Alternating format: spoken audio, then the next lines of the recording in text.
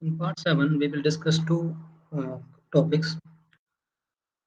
First is axisymmetric for higher order elements, and second is dynamic analysis. In part 6, we discussed plane stress and plane strain cases. And we said that the use of plane stress and plane strain concepts is due to the fact that we want to reduce a 3D problem into a 2D problem. And plane stress and plane strain are two ways by which we can simplify a 3D problem into a 2D problem, depending on the thickness. Now, axisymmetry is another way of reducing a 3D problem into 2D problem. As the name says, axisymmetry means the given body and the loading conditions and the support conditions and material properties are symmetric about an axis. So, in fact, we have if you have a symmetric body, we can have three coordinates like xy for 2D element. We have r, theta, and z for the axisymmetric element. For example, if you take a cylinder, it's an axisymmetric body. The reason we say that is if you consider how do you get a cylinder? We can get a cylinder by sweeping a line about an axis. So suppose that this is the axis we have, and if you sweep this line about this axis in this fashion, you will get a cylinder. So we can identify three coordinates in an axisymmetric case. That is, first is r, which is along the radius. This is r. Second is theta, which is along the circumference. This is theta. And third is z, which is along the length or height of the cylinder.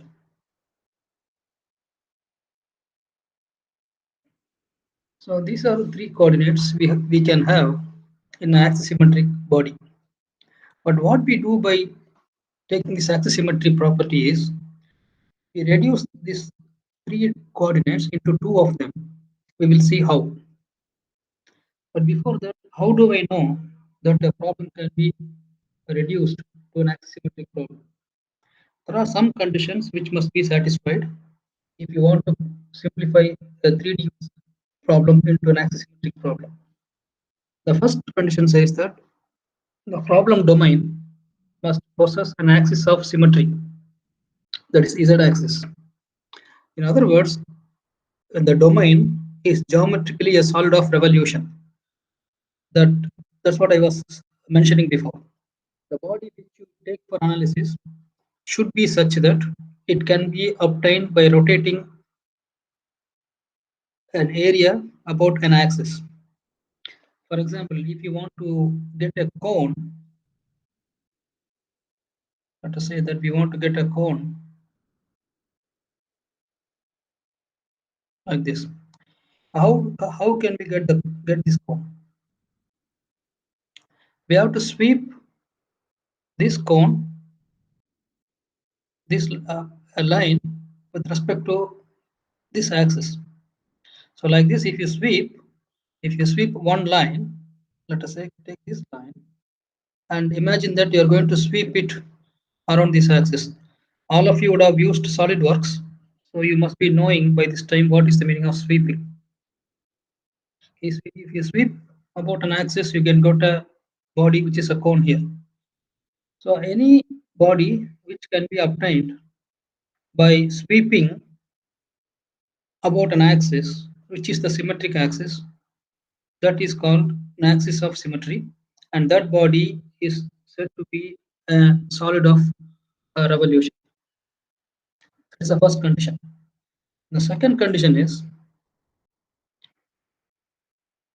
the boundary conditions should be symmetric about the axis of rotation. That means all boundary conditions are independent of the circumferential coordinate theta. Now let us take a small pipe as an example. So this is in fact a circular pipe. So this is a solid of revolution. So the first condition is satisfied. Now let's assume that I fix this solid pipe all around. So that means whether I am referring to, let us also take that, let us assume that you are seeing it from this view. So we have this circle here. Now let us say this is theta equal to 0 line. This is theta 90. This is 180 like this. So wherever, whichever angle you go, I will be at 10 degree, I will be at 90 degree, 180 degree, any angle doesn't matter.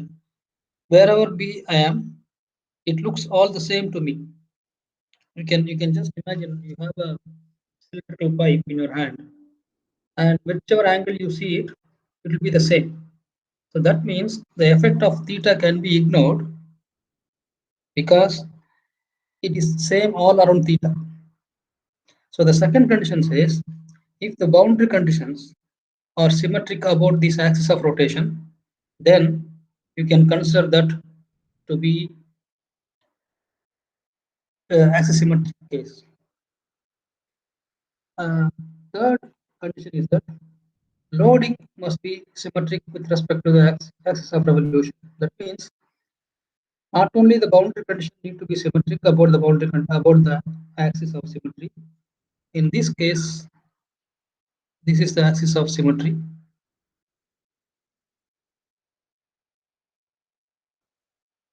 So earlier we said that boundary condition should be symmetric about the axis. Now we are saying the loading must also be symmetric about this axis. That means if you take this, you can imagine that there is a pressure acting all over the circumference, inside pressure. Since you are doing a course on pressure vessels, you should be knowing, just think of a cylindrical pressure vessel in which the pressure is acting all over the circumference, that is the theta direction, which is the same in any theta. So if that is the case, then you can consider that to be an axisymmetric problem. And the last case is that, last condition is that the material properties should be symmetric about the axis of rotation. That means you take elastic modulus, you take Poisson's ratio, any properties of material should be the same in any theta which you are considering. So if all these conditions are met, then we can say that we can ignore this theta because whichever theta you go, it looks the same. So I don't need to have theta as a consideration in my analysis, so I can ignore theta. That's why earlier we had r theta z, now we ignore theta, so we have only r z, and that is how we convert a 3D problem into 2D case in axisymmetric case. So this figure shows an axisymmetric body. This is as I showed you in the whiteboard here. So we have r, theta, and z here. This is r, this is theta, and this is z.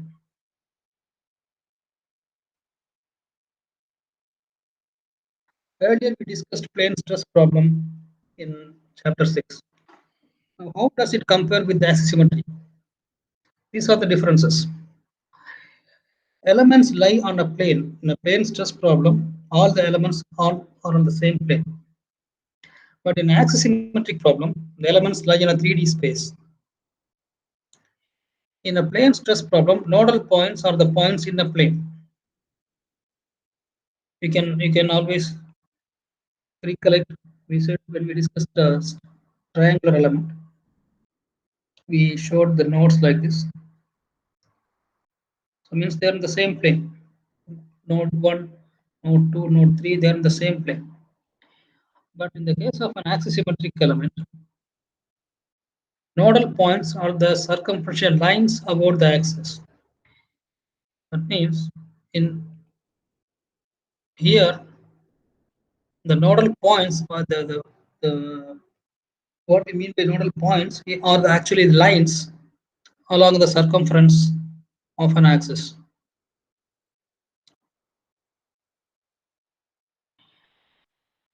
Again, in the plane stress case, we said there is only stress on one plane, that is xy plane only. But in the case of an axisymmetric problem, there's a stress in the theta direction also. Okay. So this figure shows the cross section of an axisymmetric body, and this is the element in the RZ plane, in this plane. So here theta is like this. We can say theta is this direction. This is theta. Okay. Now, in this figure C, the shaded area shows the element before load is applied. Now I apply some load, and due to this load, the dotted lines show you how the element has deformed. So here initially we had an R, the element at a radius of R. Now it has increased by U. The U is the displacement, and it was d theta before. So it was this length. If you can, it will be R d theta. Now it has increased to R plus U d theta. Now we have three displacements. One is radial, which is along the R direction, which is U, and tangential, which we call V, that is along the circumference, along the theta direction, and axial displacement along the Z direction, which is W. Now we define three strains: radial strain, circumferential strain, and axial strain. We write it as epsilon r, epsilon zeta, epsilon theta. Now you know strain is change in length minus original length over, when strain is defined as change in length over original length. So here we said the change in length in radial direction is u. We said that before. So strain in radial direction will be dou u over dou r.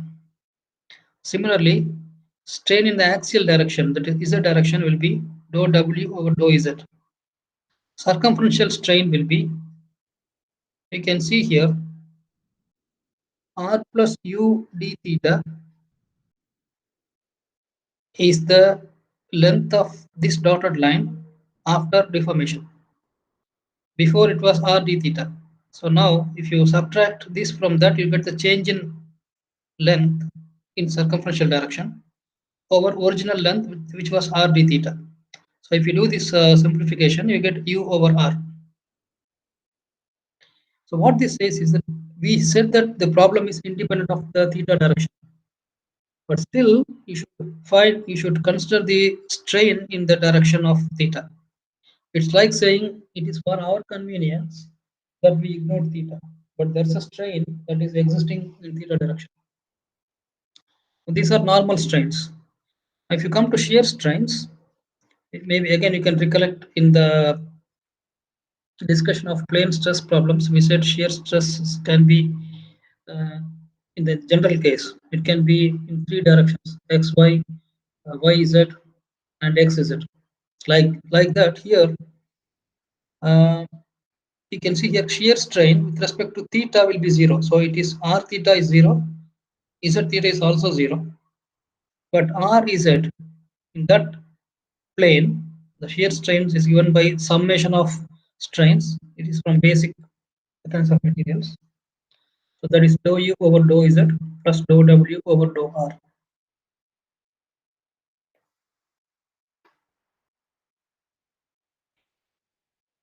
Now, so we have strains now. Now, how to get stresses? As we did in plane stress case, we have to write a property matrix and say that stress equals property matrix, that is D times strain vector. Now, these are the stresses. You can see R, sigma R is the stress in the radial direction. Sigma theta is the stress in circumferential direction or theta direction. And sigma Z is the stress along the axial direction. And this, the last is the shear stress. The R is the direction. So this is the stress. Now here these are the strains which we discussed before. These are the strains. There are four strains: theta, Z, R, and RZ. So these are the strains. So now this matrix, the whole matrix is called the property matrix D. Now we can, if you compare this property matrix with the plane stress or even plane strain case, one thing is obvious, that in both plane stress and plane strain, with the matrix of D is of size 3. But here in an axisymmetry case, the property matrix is a size has a size of 4 by 4. This is one way by which you can immediately recognize that this belongs to an axisymmetric problem, not plane stress nor plane strain.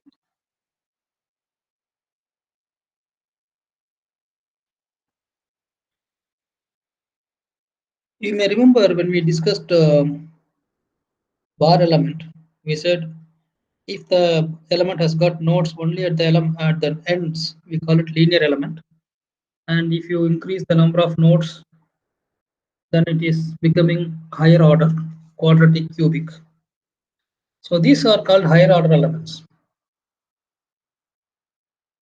There are two types of higher order elements. One is serendipity elements, means these elements will have nodes only along the edges or the boundaries. Lagrange elements, on the other hand, will have nodes both on the lines as well as on the inside. If you take this element for example, there are nodes along the lines at the edges as well as there's a node inside the element.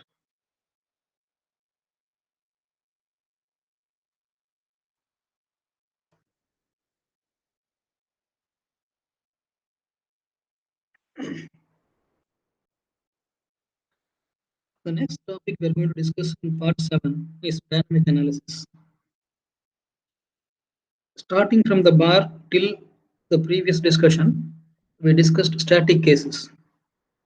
That means the loads, the case which we are discussing is that the loads are constant and does not change over time. But when you have loads changing over time, then we have what is called dynamic analysis. So what is special about dynamic analysis is when you say dynamic analysis, till this moment, from the bar till now, we never considered the mass of the element. We discussed the loads acting on the element, but we never discussed the mass of the element itself. So, but when it comes to dynamic analysis, mass of the element must also be considered. This is how this analysis is totally different from what we did before. We know this equation, which is called the general vibration equation, ignoring damping. Mu double dot plus Ku equals F. This we did use in systems and control. Even in dynamics, we use this equation because it's a very basic equation. Generally, we used to write. We don't write in the form of a matrix like this. We just write if you have a single body with a single degree of freedom. We used to say m x double dot plus c x dot plus kx equals f. Of course, if you don't consider the damping, then this part will vanish. So we have mx double dot plus kx equals f. This is the general equation of vibration if you consider a single body. But now we are maybe considering a collection of bodies. You can recollect our discussion during ANSYS dynamic analysis that there are bodies having different degrees of freedom. If you have only one body, like one spring, for example, one mass with a spring, and this is stiffness K, and this is mass 1, then this is a single degree of freedom system. Now, if you take another mass, M1, M2, then this becomes 2 degrees of freedom system.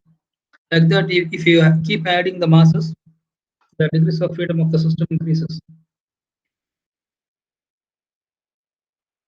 So in a general case, we write this as a matrix, and this is also as a matrix, and we write these two as vectors, also this as a vector. So this is the equation that defines the vibration of a multi-body system, where M is the mass matrix and K is the stiffness matrix. This stiffness matrix is as before, which we have been doing from beginning. But the new thing is this mass matrix. Now there are two ways of finding or forming the mass matrix of any element. One is called consistent mass matrix, and second is called lumped mass matrix. Consistent mass matrix, the word consistent means same. So consistent mass matrix means, you know by this time what is interpolation function, what do they do? So if we had used one interpolation function to define the field variable, and then if you use the same interpolation function to get the mass matrix also, then this formulation is called consistent mass matrix, because you're using the same interpolation functions to get the mass matrix. It's called CMM. The other approach is to have masses distributed, divided equally at the nodes, is called lumped mass matrix. Lumped means take and put it someplace. So what this simply does is, the second uh, approach, what it does is, if you have an element like this, let us say with the mass of m, then take half mass here and half mass here, put it at two nodes. So this is called lumped mass matrix, because you are just putting it at one place.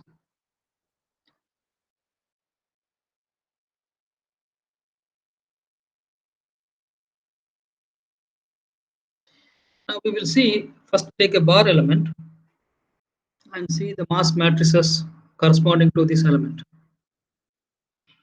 All of us, we know this equation that is being used for a while now, that is U equals N1 U1 plus N2 U2. Maybe plus N3 3 if you have a more than two nodes. But here we know that this N1 is a function of X, is a function of X, or as a function of X, Y in the case of a 2D problem. But here, since we are using dynamic analysis, and let us consider 1D problem, so only X we have. So in that case, we have N1 now is not only a function of X, but also a function of time, because we are doing dynamic analysis. The shape functions, the interpolation functions, they change with respect to time also.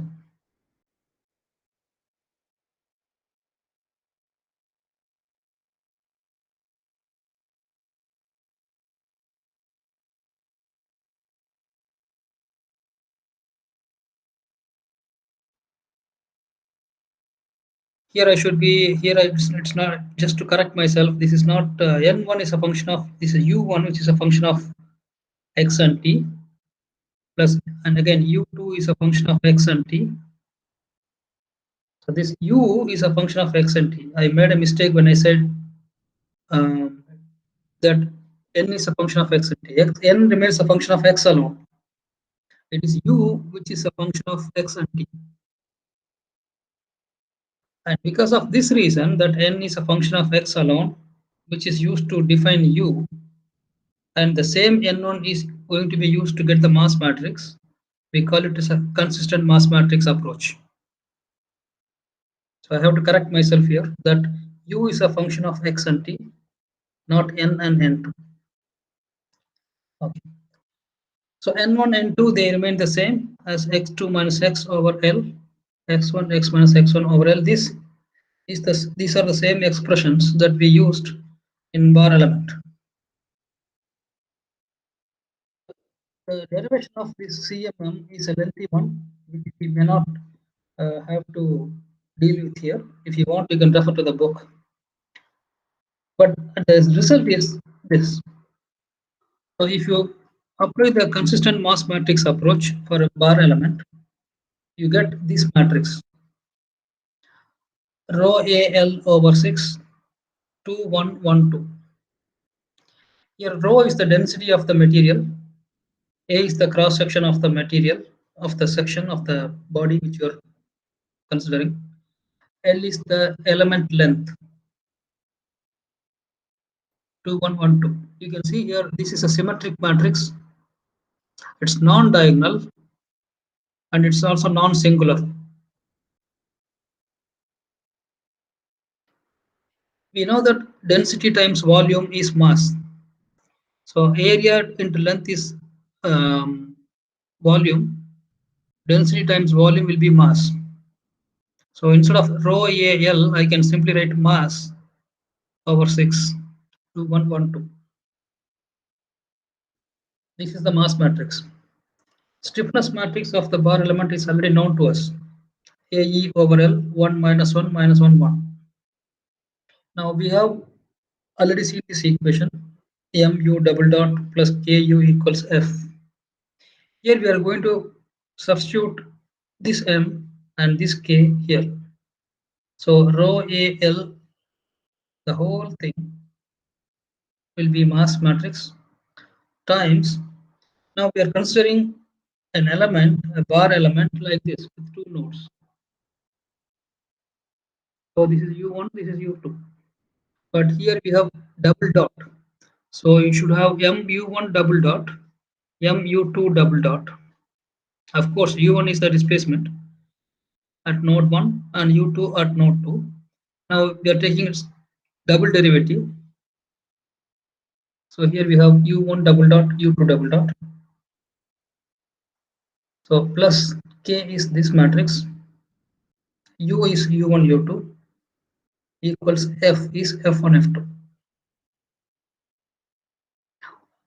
This part of the equation is already what we have been doing for a quite long time now. But what has come in addition is these terms because of the mass of the bar element.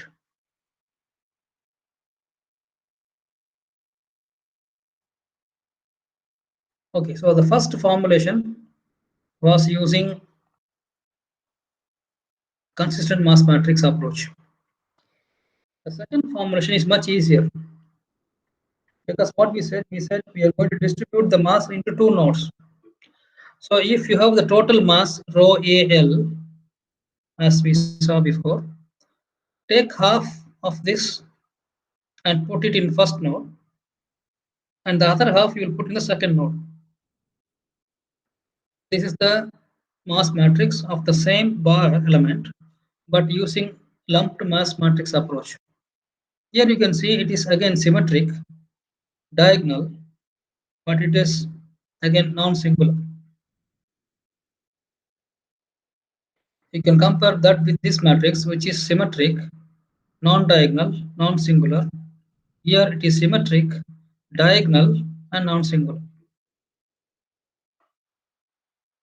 The advantage of LMM is obvious from mass matrix. It's very simple. Just take the mass matrix, mass, and put at two nodes, half here, half here. So the computation will be easier compared to CMM. Okay. Now we should know what is called rigid body modes. Rigid body mode is if the body moves as it is without any strain, then that is called a rigid body mode.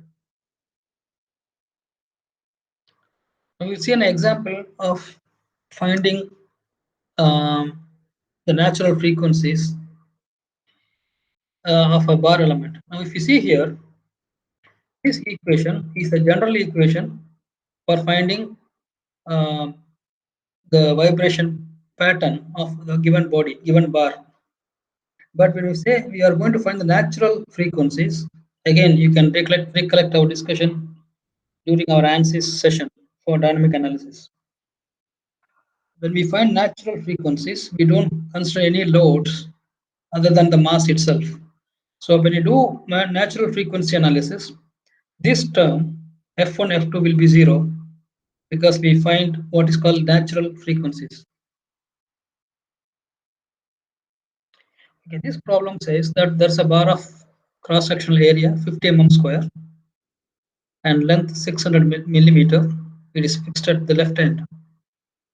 Density is given as 7000 kg over meter cube, and elastic modulus is given as 2E5 megapascals.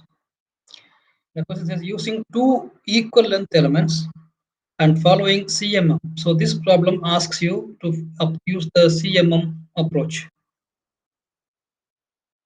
Find the natural frequencies of the bar. Okay. So this is the given problem. The length of the bar is L here. We have it in two because the question says use two elements of equal length. We have these two elements of length L over 2, L over 2. Now here you have to be very clear about one thing.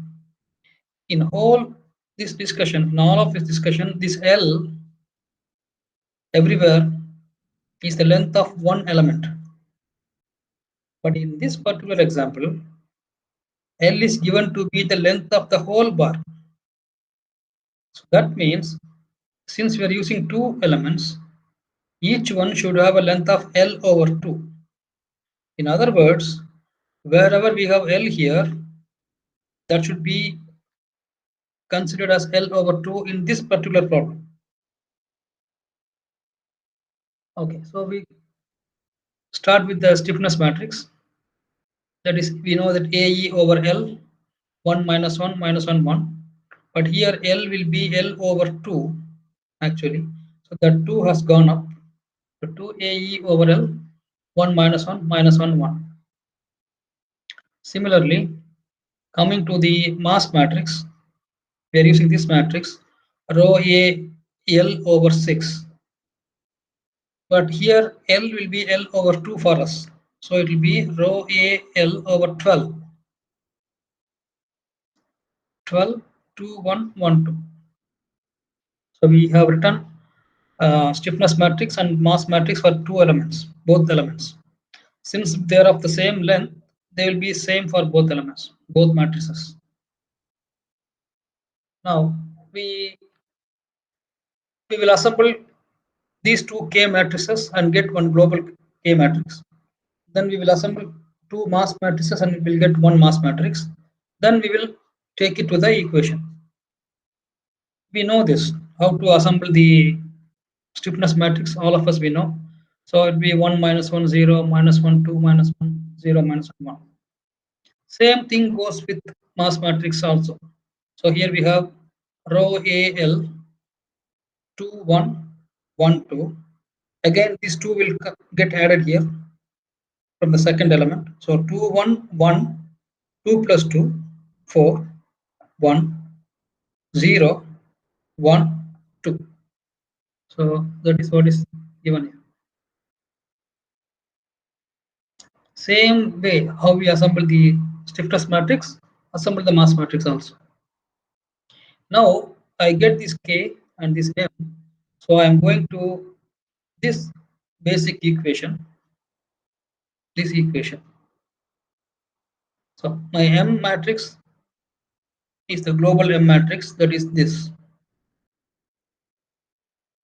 Here we are using three nodes, two elements and three nodes. So 1, 2, 3.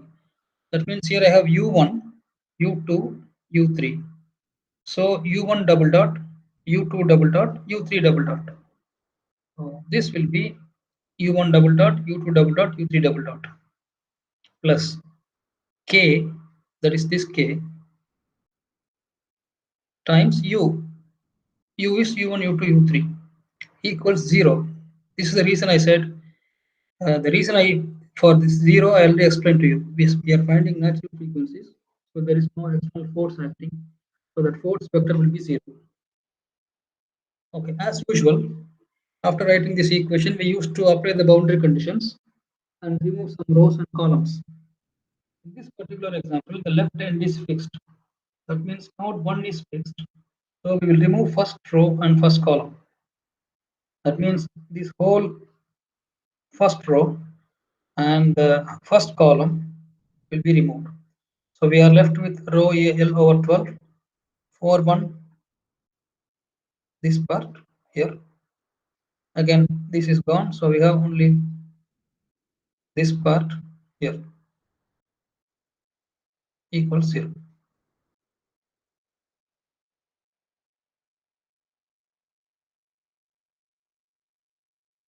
Here, just for our convenience, I am going to divide the whole equation by this term, by this term. So if I do that, then this will be gone. So I have 4112 u2 double dot u3 double dot.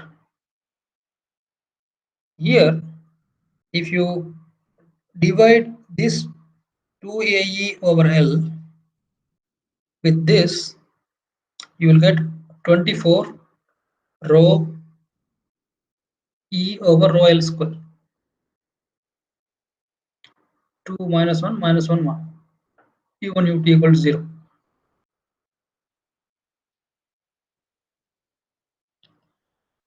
Okay.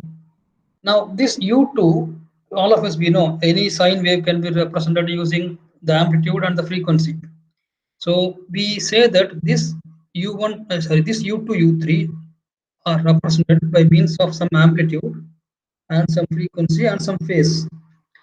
So let us say that u2 is written as a2 sine omega t plus phi, where a2 is the amplitude, and u3 is a3 sine omega t plus phi.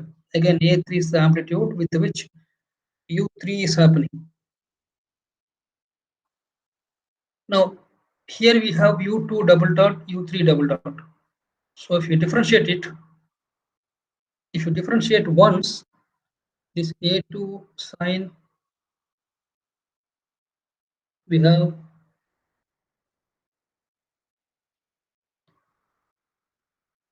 u2 equals a2 sine omega t plus phi.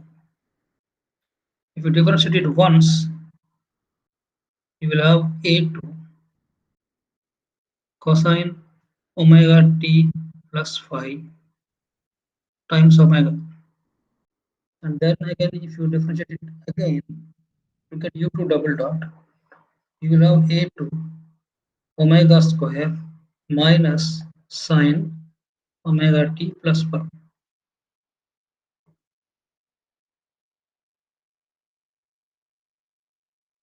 So that is what is shown here, minus omega square sine omega t plus phi.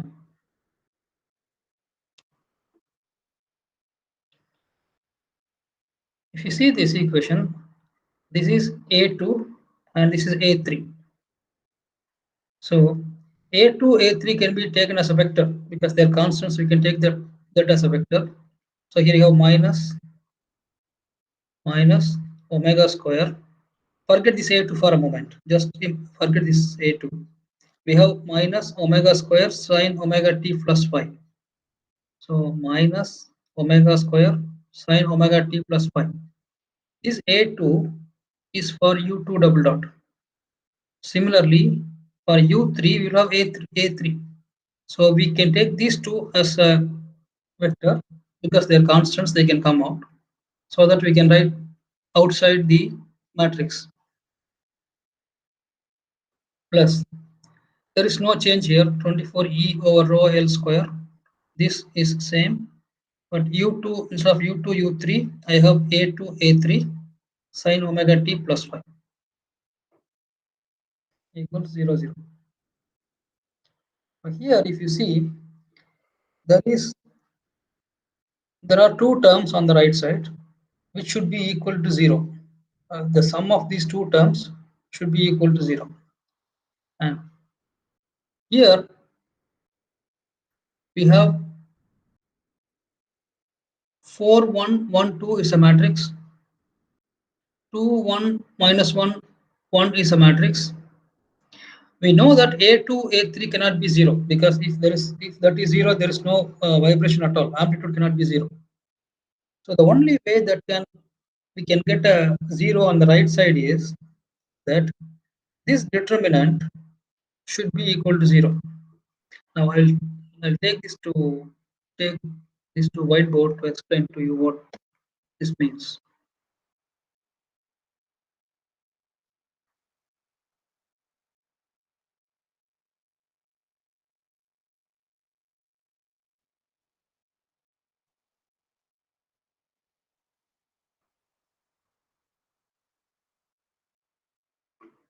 Okay.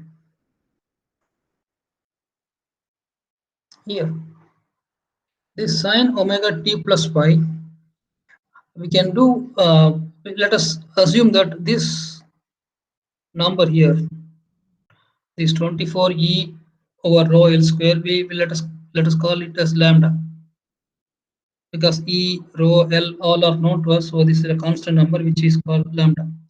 So what we have here is that minus 4 omega square minus omega square minus omega square minus 2 omega square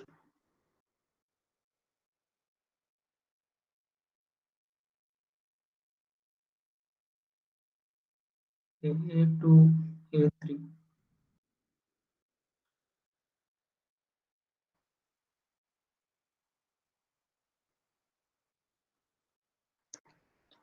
sine omega t plus phi plus here 2 lambda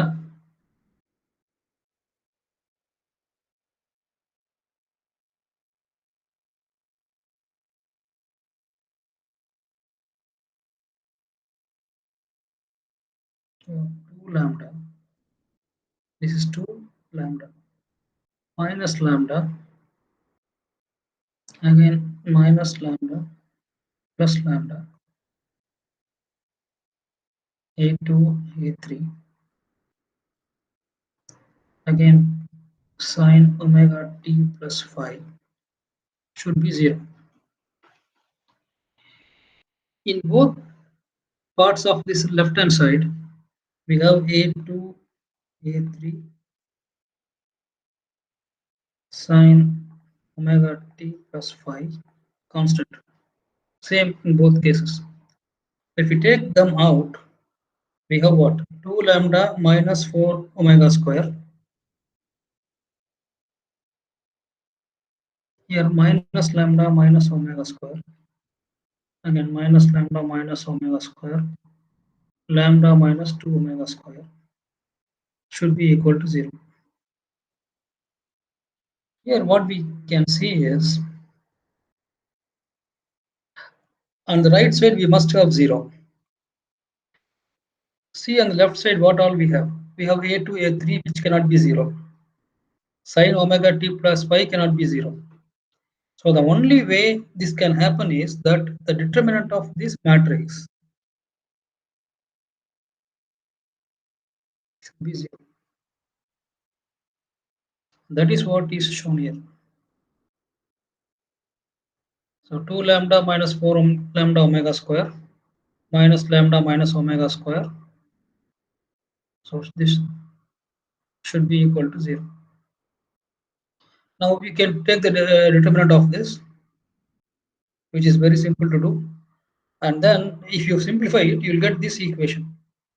7 omega raised to 4 minus 10 lambda omega square plus lambda square equals 0.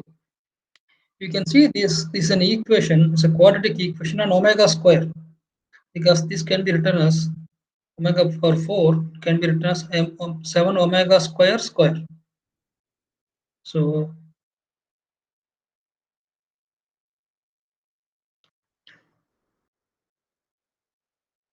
this can be written as 7 omega square square minus 10 lambda omega square plus lambda square equal to 0. Now this is like saying ax square plus bx plus c equals to 0. But the only thing is that here our x itself is omega square.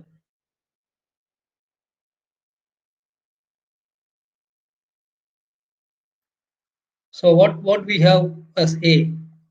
Our A is 7, B is minus 10 lambda, and C is lambda square. Now use the equation of finding quadratic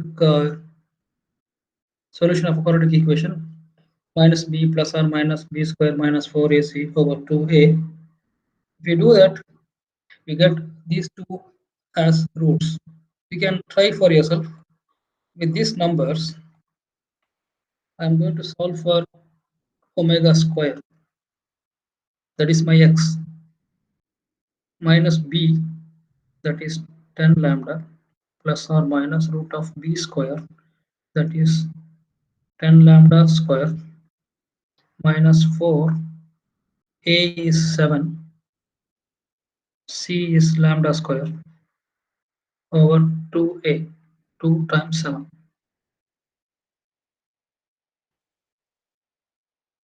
So here for omega square itself, you'll have two roots. Using plus, you'll get one root. Using minus, you'll get one root. And those roots are shown here. We write it omega 1 and omega 2 square.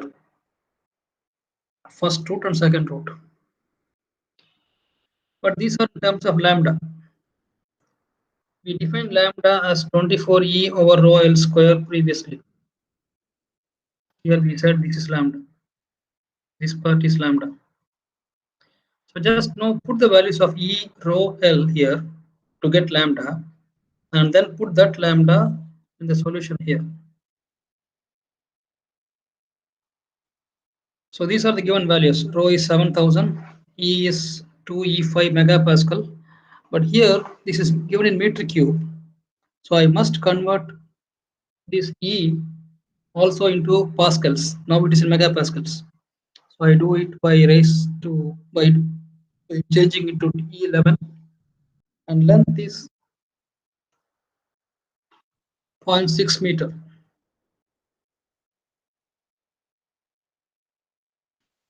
It is given again. Using this, I get lambda as this value. Now if I put lambda here and here, and I take the root, I get these frequencies, which are in radians per second.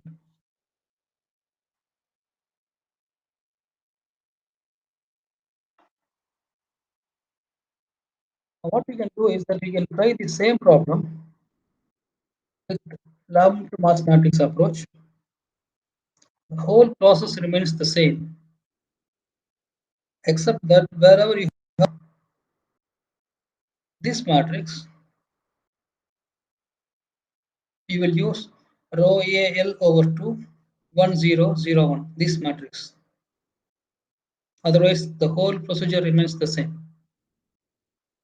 You can compare the answers which you'll be getting using LMM with this. Okay, this is about a bar element. And now, if we come to a beam element,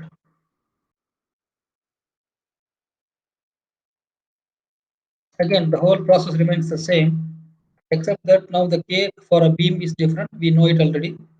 Now, coming to the mass matrix of the beam, using consistent mass matrix approach, is this rho AL over 420. This is the um, mass matrix of a beam element using consistent mass matrix approach. Here, let us see one example. So the question says, using a single finite element, determine the natural frequencies of vibration of a cantilever beam of length L, assuming constant values of rho, E, and A.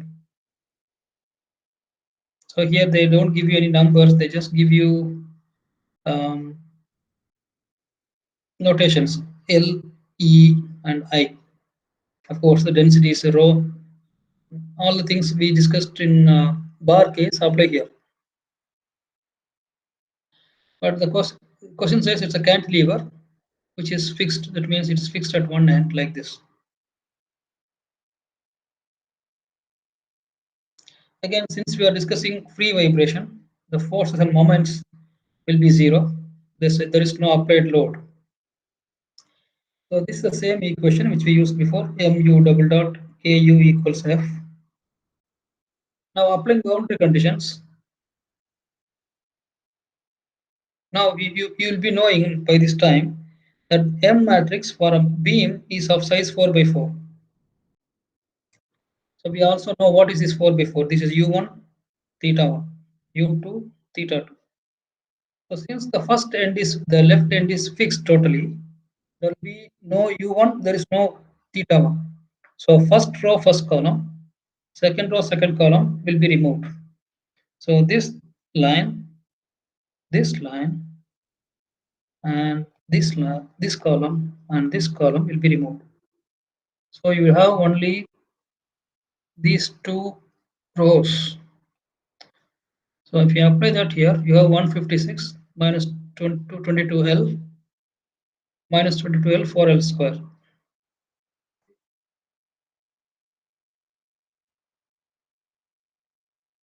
In the bar element, we said it is u1 dot, u2 double dot, u1 double dot, u2 double dot, u3 double dot. But here we have u1 theta 1, u2 theta 2. So we should write what? Let me take this.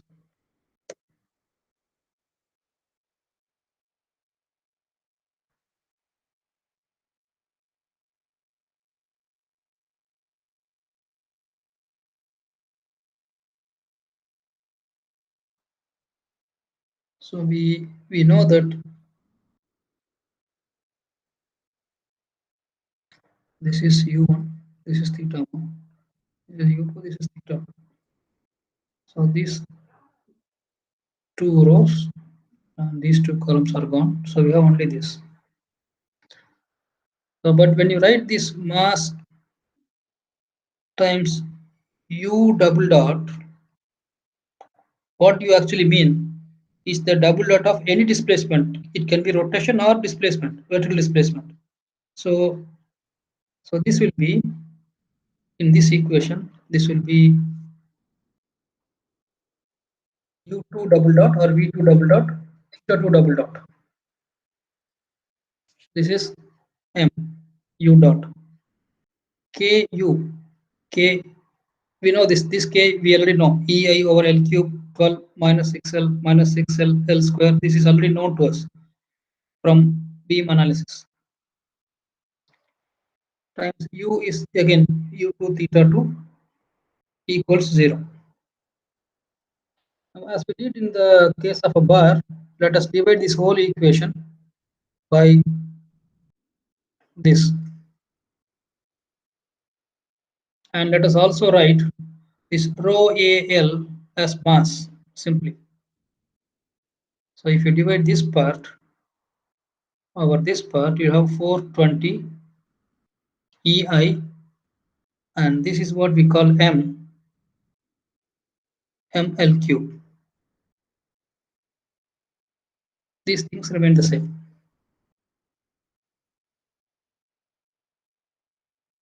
Again, we can assume that this is a sinusoidal displacement as we discussed here in this part of the beam. Whatever we discussed here, that assuming it's a sinusoidal displacement of frequency omega, all these things apply here also.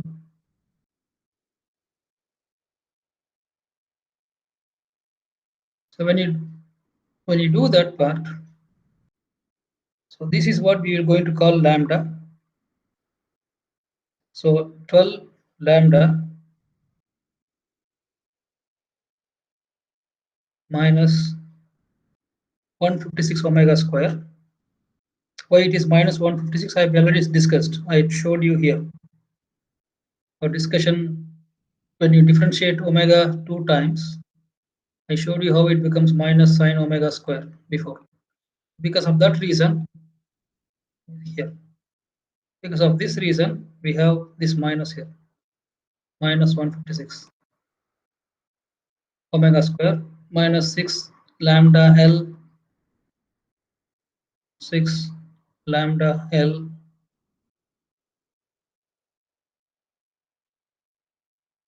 plus 22 omega square. All these things are from there equal to 0.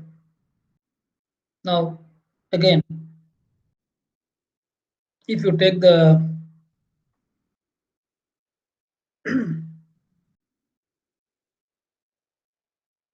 determinant of this, of course it's not easy to do this determinant. It takes a while. You have to do multiplications, but you can do it in 3-4 steps. You get this equation at the end. Again, take the roots of this equation, which will give you omega 1 square, omega 2 square, and then put the lambda, because lambda we defined as this. Put that value there. We get omega 1 as this, omega 2 as this. Now you have to remember one thing. These expressions have been derived considering a general beam of length L and moment of inertia I. But what will be this I depends on the cross section. Again, you did an assignment on dynamic analysis, so you should be knowing what I mean by this moment of inertia I. So once that I is known and length of the element is known, we can just put the values here and get the frequencies omega 1 and omega 2. Now these are the two frequencies. Now why we could get only two frequencies? Because we had only 2 degrees of freedom available to us. Originally they were 4 degrees of freedom, then we reduced by 2 because of the fixed support. So we could get only 2 degrees of two natural frequencies. Same theory applies to the previous case of bar also. Here we had 3 nodes in the case of a bar, and then one of them was fixed. So we had only 2 free nodes for which we could find the displacements of. Because we could find only because we had only 2 nodes which are useful, we could find only 2 degrees of 2 frequencies. If you want to have more frequencies, for example, if you want to have 6 frequencies of a bar, then what I should do is I should take totally 6 elements, so that 6 elements means I'll have 7 nodes. One of them, if it is fixed like this, then I have 6 degrees of freedom which are active. So by that I can get 6 frequencies. In simple words, if you want to have more frequencies to be found, then you should use more elements.